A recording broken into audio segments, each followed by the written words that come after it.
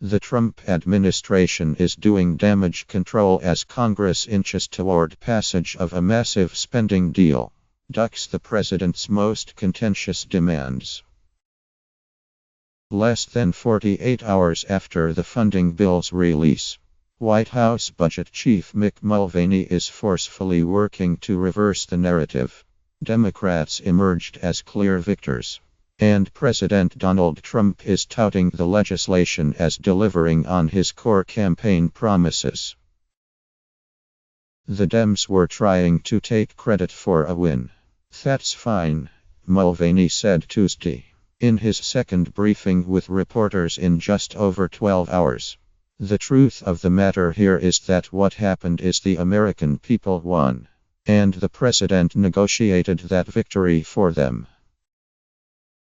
The $1 trillion funding measure ignores the most high-profile items on the White House's wish list, including funding for Trump's border wall project, and the proposed $18 billion in cuts to domestic programs. But after a full day of Democratic victory parades on Capitol Hill, Mulvaney told reporters Tuesday that the White House is extraordinarily happy about the outcome, including the addition of a $15 billion boost in war funding and $1.05 billion for border security. This is the president, once again, following through on his campaign promises, he said. Trump himself spoke about the spending bill during a trophy presentation Tuesday, and took to Twitter to justify the Republican Party's Democratic concessions, explaining, "The GOP only ceded to the minority party. Republicans lacks the requisite Senate votes to pass a spending bill without Democratic support. Our country needs a good shutdown in September to fix mess," Trump tweeted.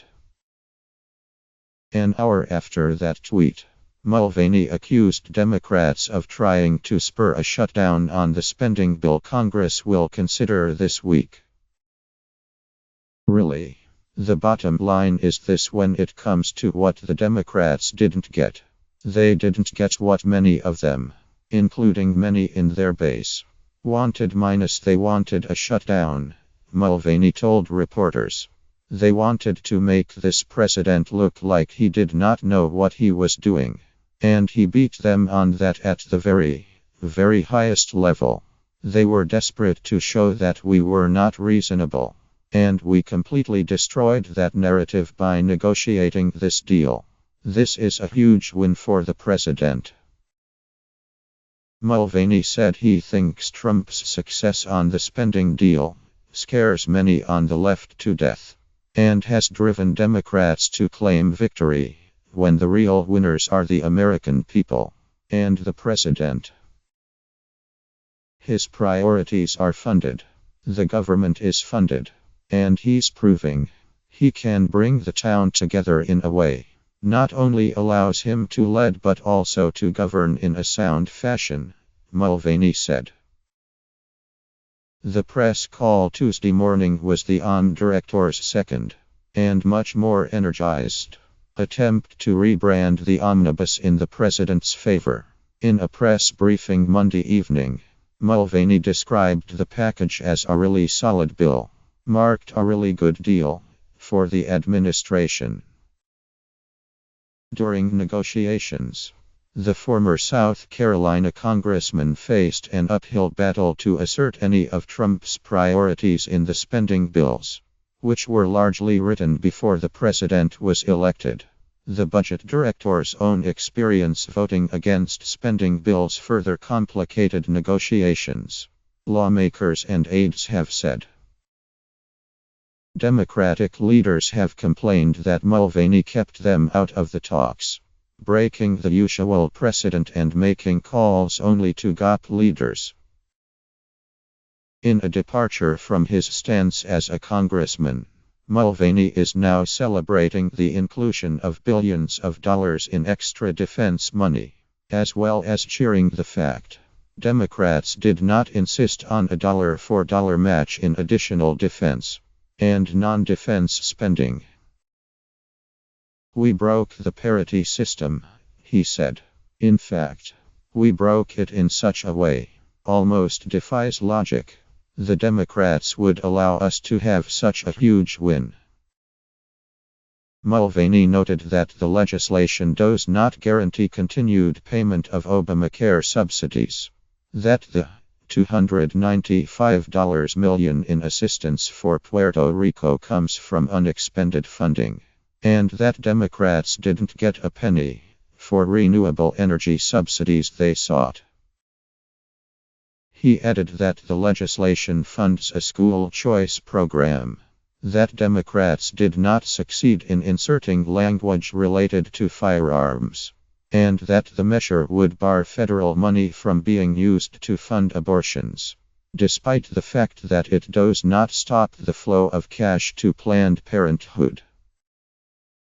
So let there be no mistake about this administration's commitment to the pro-life movement, Mulvaney said. We have at every turn made it clear that we intend to fight the pro-life battle. And this agreement minus this budget agreement minus stays true to that.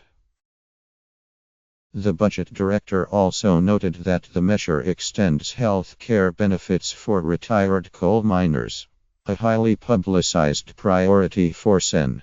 Joe Manchin, do.A. The president was serious about getting miners health protections from the very minute he got here. He's been working with Sen. Manchin on this, on a regular basis, Mulvaney said. We were looking for the right opportunity to secure this victory, and we got it on this deal. We count that as a victory. Although the president did not get his desired funding, constructing a wall along the southern border, Mulvaney said the additional cash border security will allow the administration to improve the boundary between the U.S. and Mexico. You're looking at tremendous increases in technology along the border, in replacing gates and roads and bridges, he said. Trump said Tuesday, the administration will be able to create an unbreakable barrier with the funding, and touted the increase in border security funding overall. We have more money now for the border than we have gotten in 10 years, the president said. The Democrats didn't tell you that. They forgot. On Monday, Senate Minority Leader Chuck Schumer told a packed room full of reporters Democrats were overwhelmingly pleased with the bill, and that the measure didn't have a single major loss for his party. Schumer said congressional leaders from both parties were closer to one another than we were to the president, and that 7 or 8 Republicans opposed Trump's border wall outright.